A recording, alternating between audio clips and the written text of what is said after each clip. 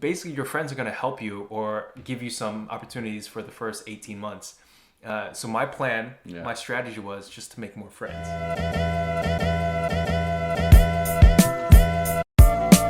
All right, so Rich Brubaker, Brian Tam, Behind the Grind. Episode BTG. Ling Ling E. The one, number one. Where it all begins. Where it all begins and ends.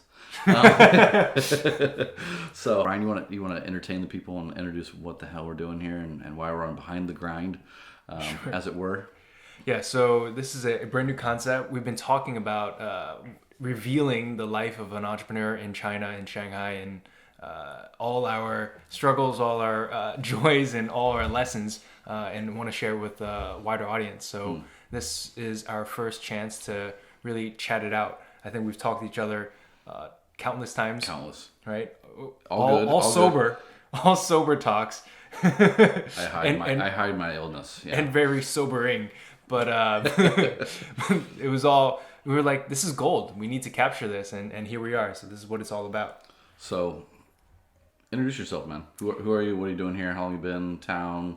Yeah. What are you trying to get done? So my name is Brian Tam. I'm the founder and CEO of Let's Make Great. We're a creativity consultancy based here in Shanghai since 2013. And I've been here since 2007, trying to figure out, basically as a young man, trying to figure out what I want to do, where I want to be, what kind of person I want to become, and what kind of world I want to create. And that was the big story. And I guess we'll get into that later. But Sure. This is really, that's the nutshell version of my bio. All right. So Rich Brubaker, I've been in town for 18 years. Yeah, right? I should have wow. Dude, like that's tattooed on my literally neck. half my life. That's literally half. 18. All right, so I'm just a little bit older than him. I'm 1 year older. No, so I've been here 18 years now. So I came here just trying to do business like everybody else in the early 2000s, saw China, flipped more into sustainability and social entrepreneurship over time. Yeah. So I spent half my time, or about 3/4 of my time, obviously trying to build a business around, helping multinationals either volunteer the community through my charity, do better as far as their business, their people, their product, their process as a consultant. And then I spend the rest of my time kind of traveling Asia with this back-breaking backpack full of camera gear, meeting with other entrepreneurs to capture their story in the region. Because I feel like basically, sorry Americans, the coolest shit in the world is happening here. Right now. And it has been for a long time. And it's really fun. It's really innovative.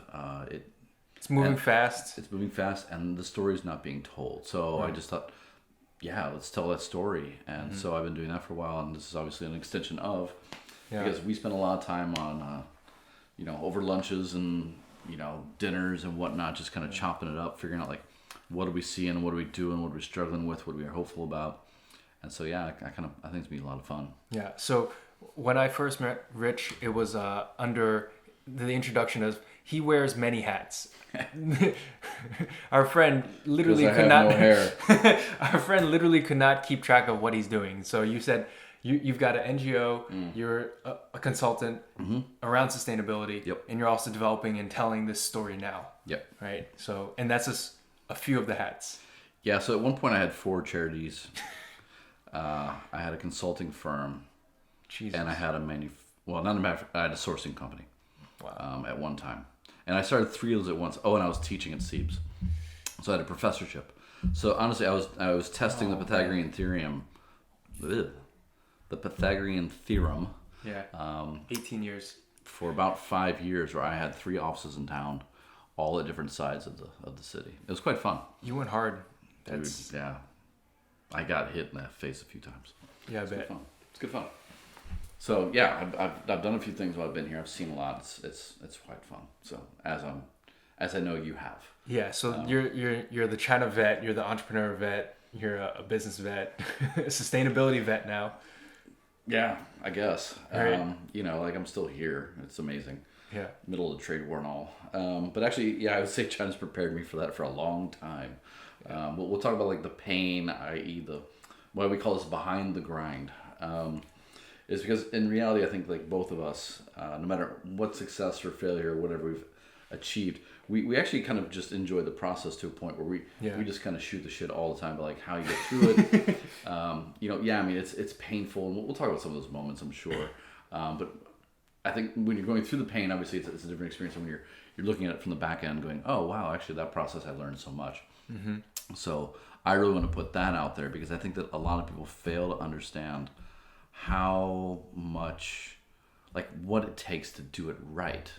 Like, we see so many things pop, and oh my God, It's easy to talk. It's easy to talk, It's easy right? to talk and criticize and be like, yo, that ain't right? Yeah, I think and from far away, from the Yeah. other side of the world even, right? Yeah. So...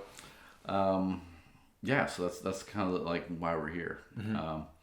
So what's the work that you do on, like, you've got an organization as well. Right. Let's Make Great, fucking amazing work. They always come in, they always support with our hackathons and some of our student work, and it's just amazing to watch the team go. Thanks. How'd you come up with this? Why China? And Well, China was... the decision to come to China was 2007. It was for me trying to figure out just what does the world look like at a macro level, because I'd just been living in New Jersey and Maryland my entire life. And while those were great places, I wanted to see more. And every day in the news, China was there, and there was something going on. So I thought, why is that? What is going on, and what do I not know that it is in the news every day? And so that was enough of an inspiration to push me over here. And I did the first thing I could, which was teach English. okay, fair enough. I took that route. Yep. Did that for a couple years. Gained some skills, and it was a valuable experience, blah, blah, blah. But ultimately, it's not what I'm here for. Right. But it took a while to figure that out. And so I ended up in another company, which was a leadership development company, which was really reflecting on the things that we take for granted, our mission, our vision, where are we going in our lives, and all that kind of stuff. So that gave me another 2.5 years to really reflect on my life and my kind of like, what is the work that I want to be doing? But through all of that, the idea of creativity kept coming back to me. The idea of like making things and communicating and sharing with other people and like working on kind of complex problems, all of that. And so I couldn't find anybody who would hire me to let me do that for them, like, because I don't have the credentials to do it. I'm not like a designer. I don't have a fancy MBA. I'm not right. And look at these. I don't have those stripes, right? Yeah. So I wasn't going to get the opportunities to do that, and I really wasn't as confident as I am now to go out and explore those kind of things. But I was, what I would say, stupid enough to actually give it a shot, and so I decided to start my own company and just say, all right, if nobody else is going to give me the chance, then let me do it myself. And so that's the weird genesis story of Let's Make Great from my personal side. But it was really looking at the world and seeing that China was becoming this innovation center, and there was a lot more things going on. And I thought, well, the perception is China's not creative. Yeah. People aren't creative here. That was the perception. I think the people that were 7-8 looking years at those, ago. I think the people who were looking at China weren't that fucking creative. That's for sure. They didn't know what they were supposed to be looking at. They had no palate for it. Right. And they didn't respect the. I mean, we call it behind the grind, but they didn't respect the hustle. No. Right. Like it's always been fucking just crazy here. Yeah. It's just a different scale. It's a different. It's a whole different scale. Yeah. Yeah. And so that was the real mission for Let's Make Great, is the next 100 years innovation and for China and with China. And so that's where I've pushed my energy for the past 6 years in helping companies to develop and level up their teams so that they can be more innovative in the future. Right. Cool. And so on one side training, and on the other side, when they don't worry about their teams, they have a problem that they need to solve right away, they call us and we'll just go out and solve the problem for them. Or cool. Whatever that might be, like a new brand, a new service, a new product, all that kind of stuff. That's what we'll work on. All right. Yeah. Now, it's quite fun to think of like how back in the day you didn't even think about this stuff. You just kind of pilot out, and now it's become an industry of its own. It is. It's got, like, as we were looking through some of these materials earlier, it's like, wow, like there's structure here now, and I kind of feel like we had to wing it. You had to wing it. You had to actually learn and kind of grow through it. I don't know. We got a bunch of topics here. Yeah. And we're already 10 minutes in, so I mean this is moving fast, so good. It's good. We hope you enjoy. Is anyone still there? Yeah. So let's just start. Like, what was your first thing? Like, how'd you get set up? How much of it was you starting and be like, okay, I'm Brian Tam. I'm Let's Make Great. I have a website, and then you make your first sale. Like, how long did it take you to kind of like get going to where people are like, hey man, yeah, come on in and give us a quote, or come on in and do some work? Like, what was that cycle like? So I got really lucky the first time, and it went downhill from there. But first, I got lucky, right? As I was leaving my company, I knew I was ready to leave. You know, I think everybody knows when they're ready to leave an opportunity, a job, and I had that inkling in the back of my mind already, and I started to plot out some things. And so I was talking to some friends, and they gave me a recommendation. They said, "Hey, I have this job that I can't do. Are you interested in it?" And it turned out to be New York University. Oh, cool. Right off the bat. Growing up in New Jersey, that was my dream university. Yeah, you know? sure, This is the place that you want to go to. New York in general, but NYU was like, holy shit, this is going to be it. That's it. I'm set. I can just do this and go on forever. So thankfully, I think 1 month in, I was able to get that opportunity. I had already left the job. I didn't start the website yet, actually. Oh, okay, nice.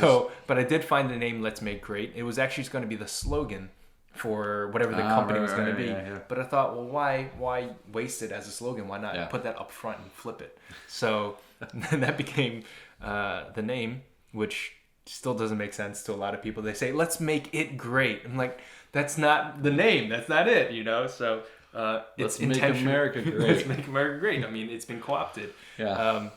You heard it here first, people. Yeah, man. Trump thief. Stolen IP from China, no less. Yeah. So NYU got lucky. That was the first job. It was a week-long hackathon. I was helping them to get that going, and it was a real great learning experience. I mean, I shouldn't have been able to get that, but being in China, being in a new market, or I shouldn't say new market, but a less saturated market. Less saturated market and less saturated job function. I was able to get that, and super thankful because I saw so many great minds and great people that I'm still connected with today. So yeah, actually, I asked a while back, like last year, like, how'd you get started? I'm like, I just didn't know. Yeah. Like, I was so stupid. I was so naive. I had no idea, and that's how I got started. And then I got lucky with the first projects. Lucky. And I've always said, like, the first 18, if you jump out of any company, no matter what job you're doing, you could be in investment banking and deal flow, or you could be in the HR, PR sector, and really, you know, your first 18 months are probably the easiest because one of your friends is like, hey, could you help me with this? You're like, yeah, okay, side hustle. Right. You know, and like, or you've just launched off, you're like, hey, you know, everyone knows I did this work and I'm going to do it my own. And, you know, the people that really liked you at your old company but didn't like your old company, you're like, well, yeah, we'll give you the work. So you said that first one was the easiest one. What was the process a year later? That story that he just said was exactly what he said to me at a Starbucks when I ran into him one day. It's probably the second time I met Rich, and so I didn't really know what to expect from him. And he says this to me, leaving me in tears basically as I'm leaving Starbucks. But because he told me, he's like, basically your friends are going to help you or give you some opportunities for the first 18 months.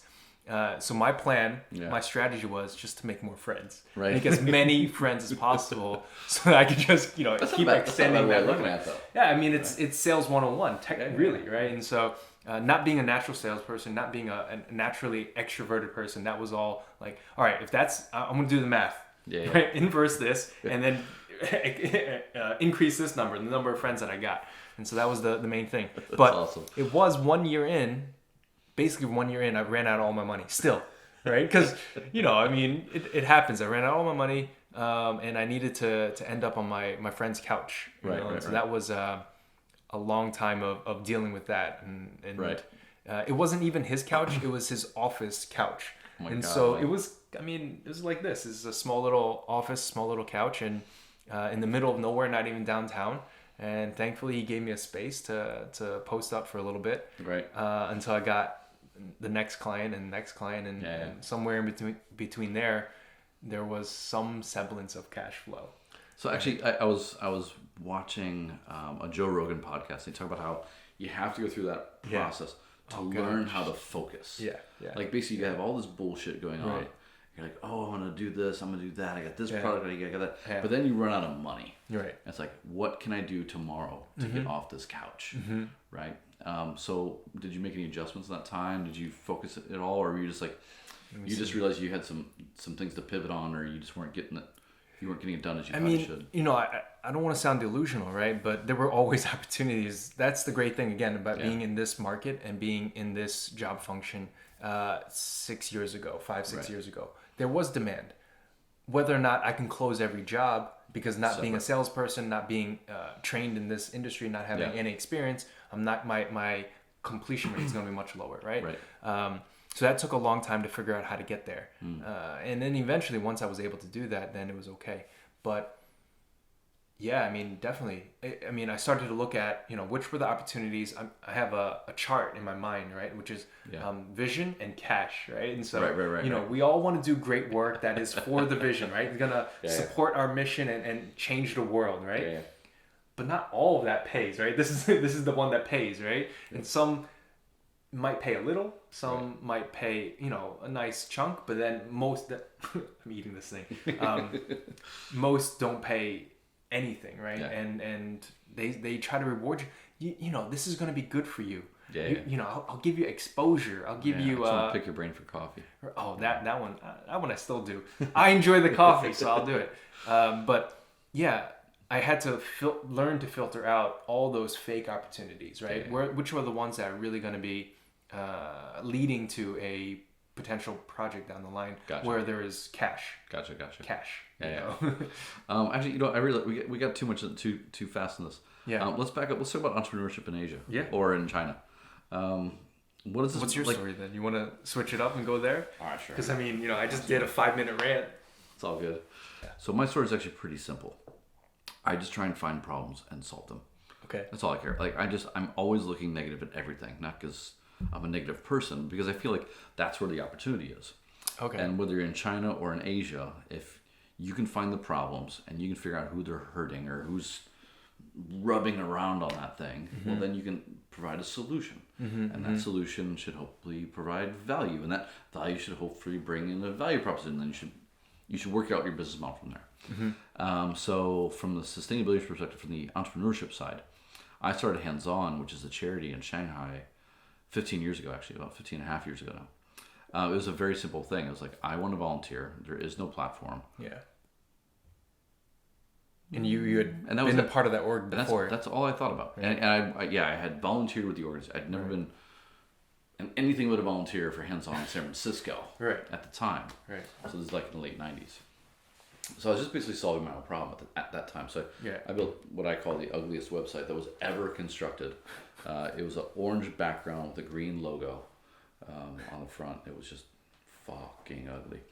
But what it was more than anything was it was functional, and we had an email database. Yeah. And within a few months, we had like maybe 15, 20 volunteers. Wow. And then over the course of like, say, a year and a half. So there was some interest. There was some interest, yeah. But also that was a time where there was a very concentrated group of what I call the AMBRATs, the American Chamber Brats, the young professionals. And lovingly. Lovingly. Like I remember pitching the AMBRAT business plan. And the president was like, we can't call it AMBRATs. Because that's kind of, there was two groups of people. There was like the old expats, the older, experienced, more, better well paid expats, and then there's like the group of like the business development side of the chamber. And actually, that's what drew me to Shanghai, was that you had a real deep culture of business development, very transactional based, trying to sell whatever your product was into China or whatever it was. Yeah, all the biz dev people were 25 to 35 years old in the city. I'd been in Beijing before. It was all expats, teachers, or students. Okay. And there was there's nothing wrong with that. But like if you're trying to build a career biz dev, like that's the wrong place. This was much better here. So, short story long, as always. We end up at Element Fresh, the original one, and there was a couch just like this actually in the corner that faces Nanjing Road, and like 5 friends. I want to say like it was November, December 2003, roughly. We just sat there and were like, all right, so what can we do? And I was like, all right, so you go and find this and you go and find that. And I was like a fake leader. And like none of them are even in Shanghai anymore. But what ended up happening was we just kind of started something that kind of fit our need or fixed our problem. After about a year and a half, I had a multinational say, hey, can you manage our volunteer project for us? I was like, yeah, sure, why not? How many people? 50. Yeah, sure, why not? Never done that before, but yeah. And we'll give you $15,000. Like, yes. Yeah. Yeah. Because at that time, like, I was doing okay. I was in sales, and I Right. I was on the financial side of sales, so I had a pretty good thing going, but I was like, yeah, and I can hire someone with this. Uh-huh. And that was Fang Hui. Okay. Wow. And so I hired her. She sat in the same office as my consulting firm. Uh-huh. And then that's when it really took off. So fast forward, that was like 2006 when I hired her, 2006, 7. Yeah. And then the earthquake happened here. Right. And so when the earthquake happened, I was actually working for a multinational. I was seconded half my time into their office, helping them build out their real estate presence. Okay. Another English company. MICK, Disney English. Yeah. It was a lot of fun. But when that happened, it was my second day on the second part of my project with them. I was like, fuck, I can't do this because I'm shuffling in millions of dollars worth of stuff in Sichuan because I'm like the CSR guru at that point because there's nobody else. Yeah. Volunteered. Voluntarily, like I'm just Yeah. I'm partnering government agencies with UPS and DHL for the airplanes, and then we got tents coming in, we got water. This is 07. This is 08. Oh wait, May well, 08. during the May year. 08. Yeah. So, and it was like, and I realized like, I think that was like the first time I'd never worked so hard. I was sleeping like an hour or two a night, totally stressed out because it's like it's very emotional when you see the numbers coming through. Yeah. I sent Fang Hui out to Chengdu. We're the only foreign organization out there that was like in the government. Yeah. Kind of like, because I've been doing so much investment with the government through my consulting firm, I kind of paired the two. So, yeah, and so at that point I decided, okay, forget that. I don't want to do the traditional stuff. The economy was really soft at that point anyway because we're going through the financial crisis. Yeah. Instead of switching to commercial, consumer-oriented business, which is what I should have done if I was a smart financial person, I decided to close it all and then start this sustainability firm. And it wasn't really a firm; it's just me running around saying I can help you independently. What made you start to think about this as a like the value of it or the impact side of it? I mean, was that a question or? No, actually, so I'm not an environmentalist, and I'm not a bleeding heart in the way that, like you see a lot of other people running like we should save X. Yeah. The interesting thing was my background was supply chain. I was in manufacturing and I was also in real estate. So when you travel around Asia, when you travel around China at that time, you would see these cities just popping up everywhere. You're like, how is this possible? At the scale, like at that point, we've urbanized another 1 billion people in the last 15 years. We have 2 billion more to go in the next 15. And so this has always been like my conundrum. It's like, okay, how are we going to do that? Our food system is not set up for it. Our healthcare, our education, our housing systems, they're unaffordable. They don't deliver quality. They're not accessible to the vast majority of people in the region. Right. And then you have all these other issues. So how is this going to work? And actually, I found that more logically, intellectually interesting to play with. And then I started figuring, like, doing the research that we would do, like where the gaps were. And then I'd figure out who would benefit from the knowledge. Right. And that was kind of then once you saw, all right, there's this massive problem. It's like the biggest problem you can find. Yeah. Right. And you started to see for that day. Yeah. For that day. I mean, because not even just for that day. I mean, that's a big ass problem. Yeah. That's an eternal problem. But the best thing was, in China, there's no shortage of problems, right? And so I could have. It's not an urgent problem, for sure. Not. Well, they're all urgent, but they're all like it's. This is the thing. It's just a function of the economy. It's a function of supply chain. Right. From raw material to waste. Like, what does that look like? And so the fun thing was, like, at one point I had like an energy project, the future of healthcare project, a future of work project, solar panel recycling project, plastic waste project, and then you have like as one man show. Yeah. More or less. Right? Yeah, pretty much. Right. And I have like a few people at that point. Yeah. I have 12 right now. But you're the primary guy, yeah. Yeah, I'm the primary guy, but I have 12 now. Yeah. And I'm still involved in a lot of these projects. Right. And it's fun. I mean, it just forces you to constantly think about how does an economy work? What is the city's actual purpose? Right. What do people really want? Like, they'll tell you they want greener, they want ethical, they want what you hear safer, always, right? And they're willing to pay more, but in reality, like, you see what people do and what they say, and it's very different. And I just enjoy that. It's a constant rat race, which I enjoy. So, but I mean, going back to the topic of entrepreneurship, I mean, you can see that your personality is, you're all over the place. The guy of many hats is like ADHD. Yeah. I think that's a good description. Monetized. Yeah. How do you monetize that, right? I mean, that's entrepreneurship, right? When you can't figure out how, like, nobody else, I mean, maybe you can find somebody else who's going to give you a great opportunity for it, but otherwise you're just creating opportunities out of your own personality. So there's two ways I see entrepreneurship working very quickly in China. The first way is what the Chinese do. They see something very short in front of them that they can just turn around. They can just flip it. Whatever it is. It could be a piece of real estate. It could be build a factory. It could be waste. A shareable bike company, right? Like for example, OFO.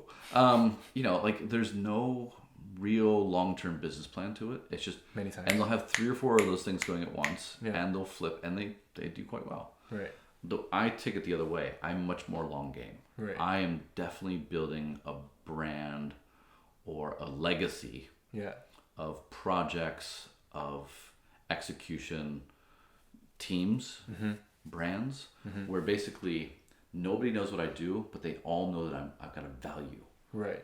And so what that means is well, I mean, nobody knows what you do because you're doing a lot of different things. Yeah. You're connecting, you're thinking, you're provoking, you're researching, you're analyzing, you're communicating, right? There's just, each one of these things is a single person's job.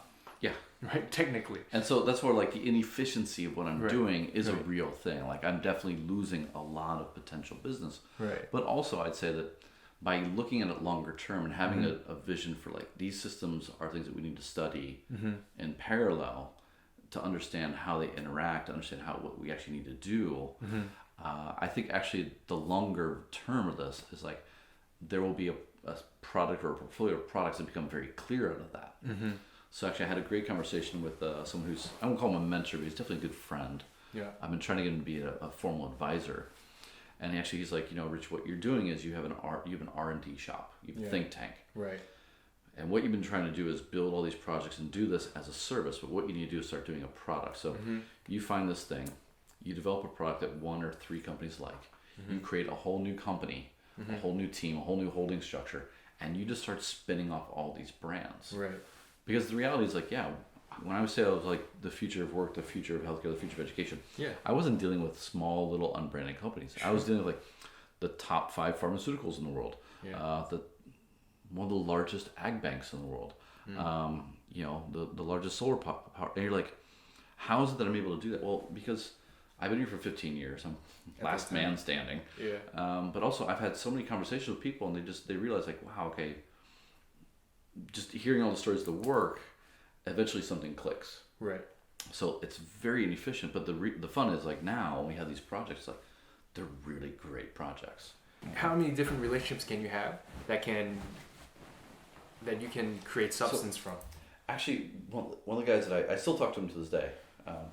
His kids go to the same school as mine. Wow. He was a predecessor he was the guy that came before me at my first company, and he's like, you can only manage 250 people. That's it. Yeah. That's all you can remember. Right. But he was thinking traditional. Right. Like I call, I email, I lunch. Yeah. It's the village concept. When you put in all the content, the social media, and not you're pumping shit out, but you're actually finding ways to use a piece of content to connect with someone. I think the scalability of connections is vastly larger. Right. And not in a superficial way. Like there are people I have not talked to and I don't know how to send an email to because it's been like 5 or 10 years. Okay. But I can load a piece of content, but I'm like, Brian, I know like you're in the space and I think that you find value, so I'll at you. And 9 times out of 10, Brian will be like, hey, Rich, it's been a long time. They write the uncomfortable email because they have like the thing to talk about. But I think like, kind of come back to the 2 types of entrepreneurship that I see is, the challenge is how do you get the transactions to stabilize and to build a business, and you have the biz dev coming in, account management's coming in, while at the same time you're building out your long-term plan as an entrepreneur. So that's always like the balance. Yeah. Right. And building out your team, Building a team. I mean, for me, That's a whole nother just podcast. figuring out what kind of organization we wanted to be in, what we Yep. wanted to represent, right? Yeah. What are the values? What are the projects that we should say yes to, and what are the ones that we just won't touch? That was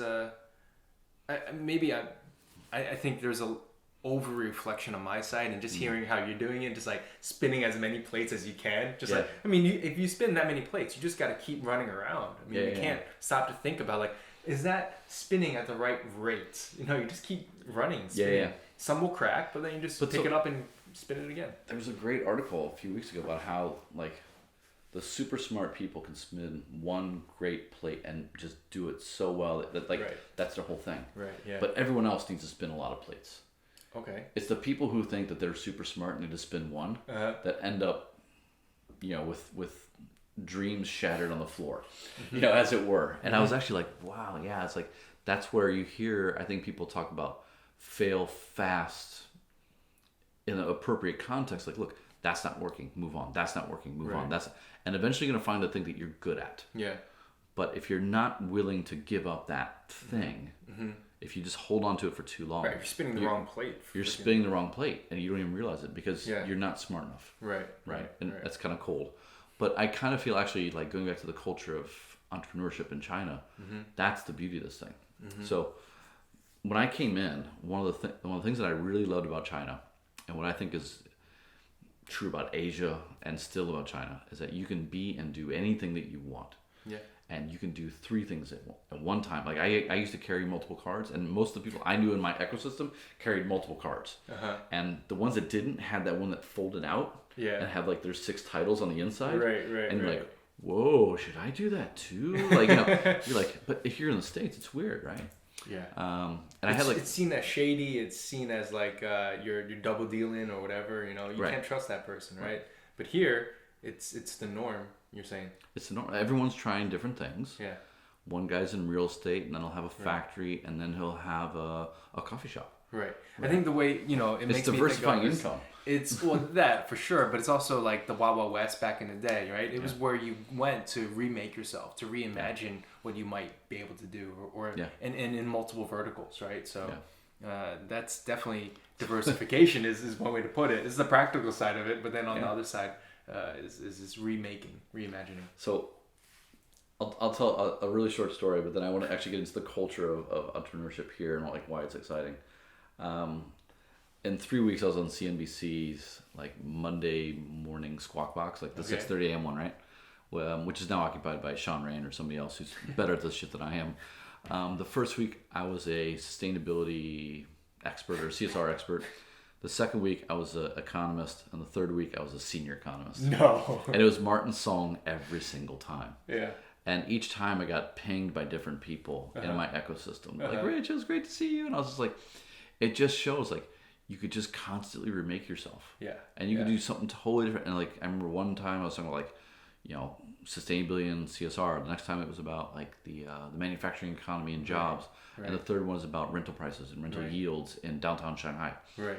And this is the fun thing. It was like, if you want to be anything you want, that's fine. But you have to be prepared for battle. Right. On multiple fronts. Yeah. I mean, you did have the chops to do it too. You weren't just winging it completely. You know, that third one didn't go so well. I was like, so Martin, I'm not really sure. And then actually I found it like, it kind of clicked about a minute later, but you know, I had like 5 or 6 minutes, but it was like, but yeah, you have to be constantly on as much as you are trying to get shit done, you have to be learning at the same time. And there's a lot to learn in this country and in this region, right? Yeah. So again, like that's the fun part.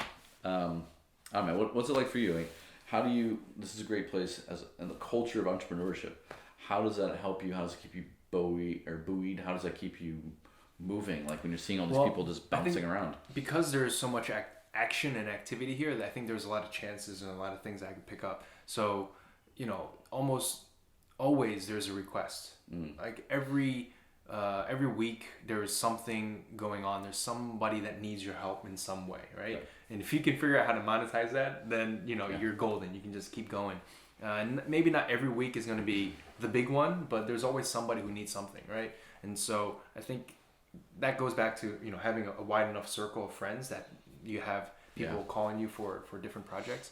And I think in this city, especially in Shanghai, the change is happening. So the places keep changing. The people go to new places, and somebody that you knew as XYZ is now suddenly ABC, and so that creates more opportunities too. And do you find that it's easy to follow those people as they're moving up and around? I think so. I think there's an element of it, but at the same time, as much as there's also all the people that are leaving, right? I mean, it's like a 3-year cycle now, maybe, right? That's pushing it, right? It's like most. I think it's down to like 2 sometimes, right? Yeah. So that's the thing I think is the curse. That's the downside of being here. While there's a lot of activity, there's a lot of change, there's also a lot of turnover. And that's the thing. If you're trying to expand your circle and trying to make friends, you could make the wrong friends, right? I mean, if you're only out to make friends to take money from them, there's not really a friendship either. But yeah, it's too transactional. Yeah, right. I mean, hopefully you are creating that depth that you were referring to before, that you can go back to and have a genuine conversation, right? Yeah. But at the same time, there is churn. There is a shit ton of churn, and that was painful because I mean, some of our best clients, they didn't last more than 2 years, 3 years, because they had to go back. They went on to the next market. I mean, Shanghai is a stepping stone to other markets, right? Right. These people working in these organizations, they want to move up and move on, and that's fair. I mean, especially the last 10 years, because China was the place to be. This is it. So that is a lesson that I am still learning and still working through, and at the same time, moving a lot more to the local side of the market as much as possible, and so that meant improving my Chinese as much as possible. Still not working. Right. Developing the team around me to be fully fluent so that we could balance each other's skills and strengths and things like that, so that we could attack and do more local things as needed. Is not a perfect formula. I think there's a lot of better business models that can work, but this is the one that I'm at right now, just to be honest. Sure. Like, I think there's we're still like swinging away and trying to figure out what the next project's going to be and all that kind of stuff. And so what you were saying before about like starting to experiment with products, we were starting to think about that too a couple of years ago, because the services were just wild, right? It's feast or famine, right? And with Shanghai's economy, it's a lot of times famine, but then a lot of times feast, or like micro feasts, right? And so it's not really a feast anymore. Fasting. Intermittent fasting. So products is where we're at right now. We're trying to think more, how do we develop products that we can augment or supplement our revenue, but also complement our business, so it doesn't seem so awkward that this thing is actually somewhat tied to our core offering. But then how do you do that at speed? Because we don't. But do you have to? Because it's China. Like, people learn quick here. I think people really think like, oh, they're just importing everything from the West, or copying like C to C, copy to China, right? Like, that's not true. Yeah. No, right? Yeah. So how fast do you have to run? And is it realistic to think that you can keep up? Mm-hmm. I think if you have the resources, right? I mean, for a under-resourced, under-knowledged, right, under-experienced team, it's very, very difficult. And so we haven't. I mean, in 6 years, we're about to put out our second product, right? We've had tons of projects and tons of services along the way, but the evolution loops, I feel like personally, I haven't learned quick enough, because this market's changing too fast, right? And it's still technically a foreign market for me. I can't read fully. I still have to refer and defer to a lot of my colleagues, and that's where that collaboration comes in. But, right. I mean, if I were in a different market, I would be running. I shouldn't say. I'm not gonna say it, because it's bullshit, right? Yeah. I don't know until I'm there. It's always easy to point at the other side and be like, oh, it's so much easier over there. It's not true, right? And so I'm gonna check myself. I don't. Actually, I have been told multiple times that if you can make it in China, you can really make it anywhere. Like, this is a hostile place. And that's not like hostile against foreign idea or foreigners or foreign business. Like, it's just really competitive. And I think that there's a immaturity to the market that still like confuses a value proposition pretty quickly. So, in my space, actually I had a call yesterday with a guy. He's like, I didn't really have to pay for this. I was just trying to do something nice. Okay. Like, well, I'm just trying to like hire staff and solve problems and make sure that we're creating products that actually have impact. What did he mean by that? He just thought it was well free. meaning, I'm sure, but He just, it's CSR, it should be free. Like, for real? No, dude. Yeah. Like, no, not for real. Yeah, like, yeah. no, just go like, all right. And so I basically like laid it out. I'm like, look, if you want to do this, Right. I can get you from zero to execution in, 2 weeks to a month, right? Like realistically, like this is an easy project. I'm like, but if you want to do it, it's going to take you 6 to 9 months. Right. Because you got to call the partners. Right. You have to talk to them. You have to pitch them. You have to, like, we have 140 partners that we work with on a monthly basis, just for hands-on. Right. And, I can call any of them. Uh-huh. You want to do this? No. You want to do this? No. You want to do this? Yes. Okay. That's 30 minutes. Right. Call you back. Yeah, okay, 30 minutes, just have the bus ready. Kind of like get on the bus and go. And this guy was like, well, then I'd just be better off, like, doing it another way. I'm like, you would. Huh. And I hung up. Okay. And I was like, you don't get the value proposition for what we're bringing. Right, obviously. That's fine. Yeah. In 9 months, when he still hasn't done shit, he'll call me up, be like, so this was harder than I thought. I'm like, it's also twice expensive now. Yeah. I'm not paying for your stupidity. Right. Right? Like, if you don't trust me, if you're told by actually it's word of mouth referral, if you're told by your boss or your friend that you need to work with me because I'm the XYZ in this market, I know this space the best. Yeah, there's a value proposition there. And if you don't get it, it's okay. Actually, I stopped fighting for it a long time ago. Yeah. I stopped trying to convince people. Right, like, look, you're not ready. But again, like, I'm not trying to transact every single thing, right? If I was Chinese, I'd certainly be like, oh, you want a discount? You want like this? That's the awful way to get them right. Yeah, you just try to just the door, land them, right? Like cover cost or enough cost. So do you consider yourself a closer in the traditional kind of sales sense? I can be when needed. Yeah. Like I. But it's not your natural state to be like, all right, sign. All right, I'll give you a discount here, and we can change the terms here, and I'll give you a little bit extra there. It's actually at the drinks last night. Yeah. It was quite funny because there's one company that I've been working with on this tech product. Okay. And it's great. It's with a big retailer. They developed this, and they want to actually open up to all the other retailers or all the other supply chains in China. That's fantastic. Which is it's an amazing. It's a game changer, though. It's a game changer. It's been like 2 years. Yeah. It's awesome. I mean, it's going to help a lot of people. It's not just saying people. like it's expanding out to... It has potential for massive revenue. Yeah. Right, that'd be really cool. Yeah. And it's a technology that actually it will find ways to expand on it. So I'm sitting now with the supply chain, one of the world's largest supply chains, and she and I have been talking for a long time. I'm like, come on, like, what's going on? Like, I know you really like it. How's it going? And they're like, well, trade war. And I'm like, oh, what would it take? Yeah. Like, I was going to charge you $8,000 a factory off a budget of 10. Like, I was already going to give you 20%. If I do it for 5, ooh, can we do it? Ooh. And she's like, yeah, I think we can. And I told her up front, like, look, I'll be honest, I need your logo. Yeah. Because if I get your logo next to my first client's logo, I'm gonna get the next 4 companies. And if you like this $5,000 one, the next one will be 8. Yeah. The next 5 will be 8. Okay. And I'll never go above 8. I'll always give you that discount. But we have to make sure it works, and it has to be done the right way. And she was like, yeah, I think we can do that. I'll get back to you Monday, Tuesday next week. And I was like, okay, yes, because there's always a long game that you got to consider, right? Right. So if the goal is to get the 5 largest brands in the world on your platform, and you just boom those 5 logos, and then we've actually tested the revenue model in several other ways, so manufacturers pay for the product, right? And we can show that. Well, then the long term of this project becomes 50 brands are all putting money into this thing. We're able to impact. We're able to engage, work with million. Like, we already have 1,000 users after 6 months. We can have 1 million users after 5 years. Right. And that makes us one of the biggest apps in the space. Right. That's fun. But you can't get there if you don't recognize that it's important to close on certain things. Right. For the longer term. But I will also those say concessions, yeah. I can make those concessions in years where I feel more secure. Yeah, I mean, you have to get to a certain or more point. desperate, actually. Right? Like, I just need a little bit of money. But I think, like, there's this middle ground where you're like, you have enough for like 6 months. Yeah.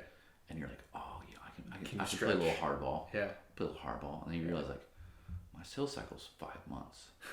Shit. It takes you a while to figure that out. Yeah. Which would be a whole nother podcast about cash flow versus sales. But yeah, so I think like this has been part of the fun is actually you learn when to be just a pure closer, like a pure hunter versus a farmer.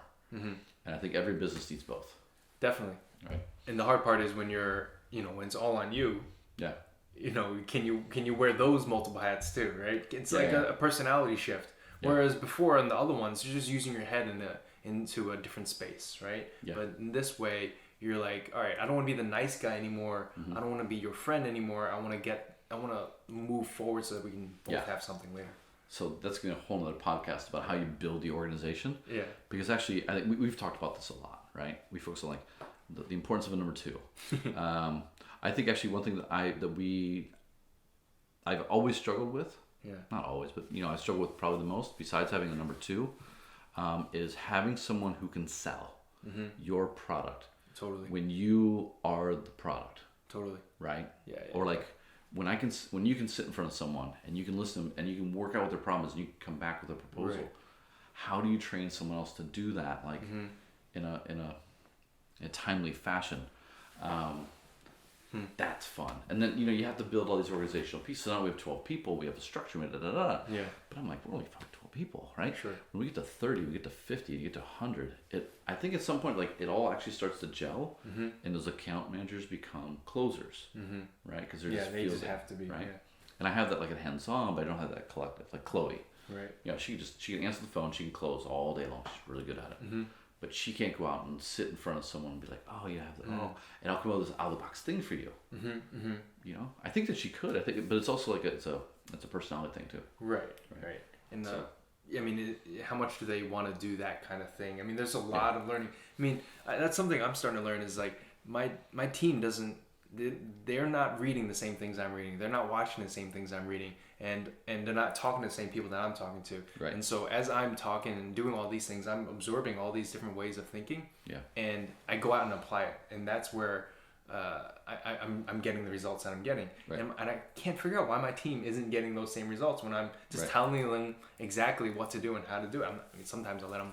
It sounds weird to say that, but I also let them fail too. Yeah. Right. And somewhere in the middle, I'm trying to figure out why aren't they going out there and closing? Why aren't they going out there and developing all these opportunities, right? Right.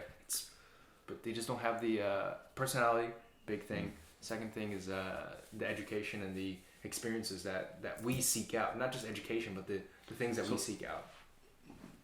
Another podcast coming up. Yeah. Sales. Yeah. So when I first got here, one of the things I loved about the culture of Shanghai was the amount of events where you'd go out and you'd meet people. I mean, just you had Oriented, you had AmCham, you had OzCham every Friday night, and then you had like all these different little things going on where young professionals would come together. Like, what are you selling? What am I selling? Let's work this out. Now, those you never sold anyone in that room unless you're selling like rentals for apartments or something, right? Like if you're selling like business services, you were not. But what you had to do is you had to build your network of people. They would refer you to their bosses, and their bosses and the boss, and now all those people now are the bosses. So if you maintain those connections well, you're okay. But there isn't a culture of going out and doing those things anymore, like at all. It's all done on these mobile phones. Like, I'm going to be on LinkedIn, and I added 75 people today. Okay, but do you have any connection to them? Like, have you shook hands? Have you shared a drink? Like, you looked them in the eye. Like, just do you know what they do really? Because anybody can say anything on LinkedIn, right? So actually, one of the first networking events we went to in Beijing, my flatmates and I were like, we were young. We were just kind of like, this is total horseshit. Some of these things, right? Yeah. So we actually printed really fake business cards with real brands. And we're just like, shit! So we are. I did one totally different. I just came with this random stupid brand with this weird logo. And I was like, let's just see how ridiculous this can get. Right. And what you realize is kind of like everyone knows Gary Vee right now, but there was a guy named Keith Ferrazzi back in the day. It's like never eat dinner alone. Okay. His whole thing was like, how do you meet people? How do you develop culture? How do you develop community? How do you you do dinner parties? You host the event. Yeah. Like last night I hosted a drink. Right. It cost me 3,000 kwai. I hosted a drink. Yeah, it's a lot of alcohol. It was all my bill though. Hey, that was 2,200 kwai. Okay. So it's food and drink for about 15 people. Okay.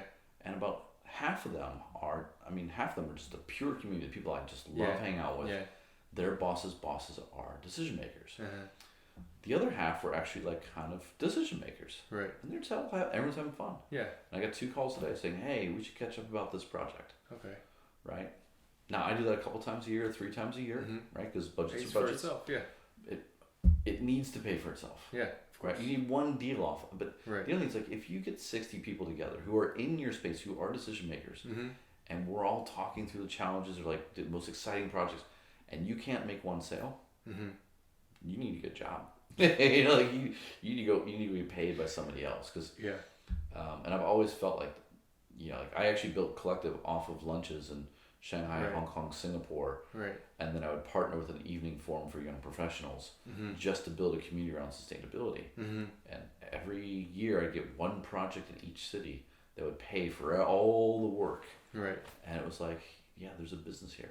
Right. And that's kind of like, I mean, it doesn't sound scalable. It sounds like quite painful and the wrong way to throw your money around. So it's painful if you don't enjoy it. Yeah. First off, right? That's if you don't like hosting, if you don't like thinking about what speaker got to bring in that would bring value, like if you don't like building a community, then it is super painful. Yeah. And I had a couple number 2s who really hated that work. Like they got excited by it as a starting point because they could meet everybody. Right. But then they realized like the work that's involved, like finding a speaker every 3 weeks who is entertaining, interesting, brings value to a crowd of CXOs. And finding people too, yeah. And then finding 10 to 15 people each time. Hopefully, like Hunter versus Gather, it's like hopefully you're farming and they're coming back and it makes it easier. I found if you do it really well, you have no problem with attendance. Okay.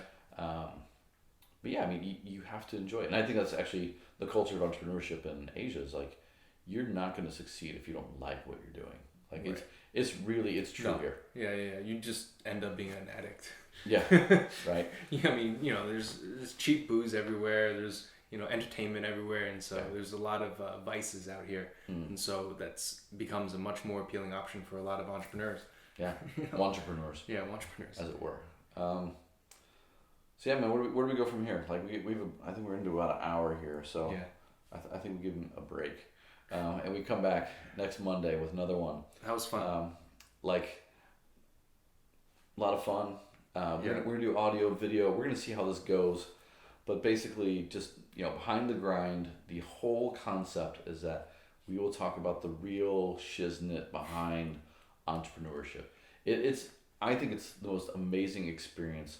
We'll talk about the painful stuff later. Like last year, I had a really painful couple months.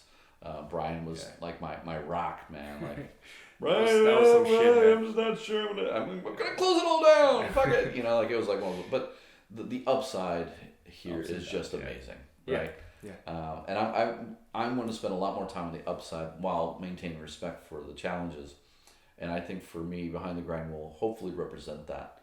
I want you guys, gals, in the community, the 3 or 4 people listening to this or watching it right now, if you have questions, if you're going through a struggle, if you've got a topic you want us to discuss, please let us know. Like we have a lot of experience. Yeah. And the questions matter. Questions matter. Your ideas matter. Yeah. I think that creates a little bit of dynamicism too. So. Like Brian knows, I can talk forever, and I will. They're great lunches. Great lunches. We're bringing them to you. Yeah, so, enjoy. Bits and bites. That was one of the ideas. It was like, why don't we bring our burgers and our meals, and we'll eat with you, and it'll be messy though. Yeah, a little bit. Yeah. So like we won't do that. ugly. Just the conversation and just the ideas, just the inspiration, just the stories, just the war stories and the successes. So. And it's not going to be too, I don't want to be too over the top, rah, rah, rah. Like I said, even my vlog, like, I want this to be real, right? Because I think it's very easy to think that you can get it done. And this is a very alluring place. Entrepreneurship. There's right? multiple things, right? It's like the mythical goddess that when you look into her eyes, she'll turn you to stone, right? Yeah. And I really feel like there's some elements of that you have to respect the 8-headed monster. It can be your pet, but it can also eat you in 8 different ways, And so let's talk through that. Again, we've got a list of topics actually in here. I don't think we actually covered any of them, but we'll try and curate this a little bit better. Yeah. But also, send us. I'll link it somewhere in the below. His email, my email, how to get in touch, and just be like, just let's jam.